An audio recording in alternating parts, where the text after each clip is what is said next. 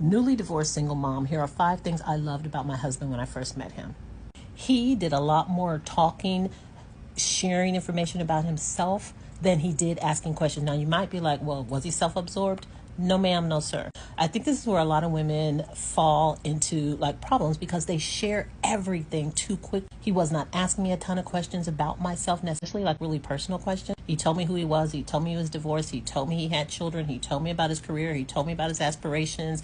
He talked to me about his friends. He talked to me about activities that he enjoyed and he loved and things he liked to do. I got to know who he was, and I love that about him because I didn't have to ask a ton of questions. He volunteered the information.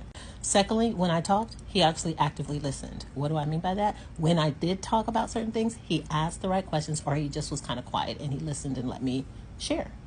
I loved that he still believed in dating. Brought me donuts and coffee in the morning when he picked me up and drove me to work. He didn't have to do it, but he volunteered, so I took the ride. He would stand outside my office early, picking me up to take me on a lunch date. I could see him out the window.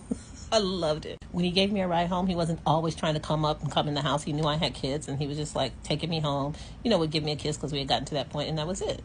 The fourth thing I loved is how he took care of his kids. One had just started high school, the other one had just started college, so like 15 and 18. He taught me the difference in quality time and quantity time, and I will never, ever forget it. He prioritized the time he spent with them. And that meant a lot to me because it let me see the kind of paternal love that he was capable of and what kind of stepfather he would probably potentially be. One child was biological and the other one was adopted. I also had an adopted child, so that was really important to me, the depth of love that he was capable of.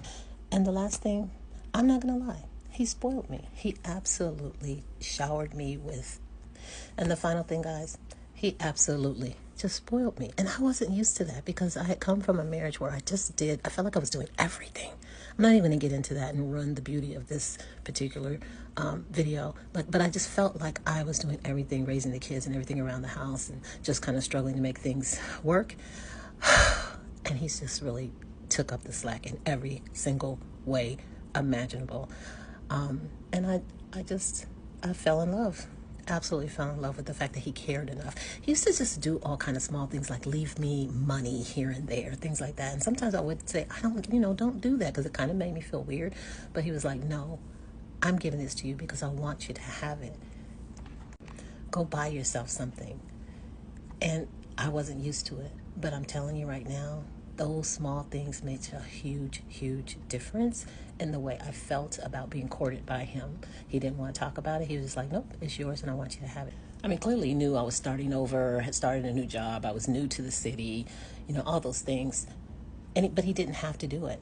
Because I didn't have to ask him to do it. He just did it. And to this day, I love that about this man that I said I do too. Because I rarely ever have to ask for anything. He pays attention, he remembers, and making me happy makes him happy. Now, I know I've said no one can make you happy, you have to make yourself happy, but you guys know what I meant. Bringing me happiness makes him happy. Putting a smile on my face, making me laugh, giving me comfort, doing things that take away stress, those kinds of things make him happy. That's the kind of man that he is. And that's the man that I married.